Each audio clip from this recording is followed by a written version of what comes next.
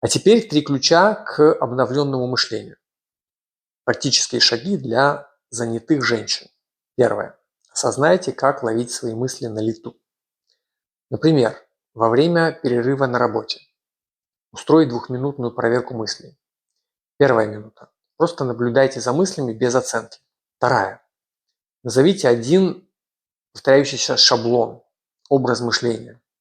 Мысленно скажите: «Я вижу эту мысль. Я выбираю думать по-другому». Спросите себя, что сейчас было бы более воодушевляющей мыслью. И честно ответьте себе сами.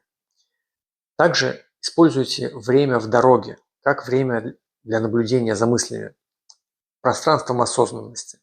Просто наблюдайте, какие мысли автоматически появляются о работе, о людях, об отношениях, о жизни. Без осуждения, без оценки. Просто оставайтесь осознанными. Осознанность начинается с наблюдения.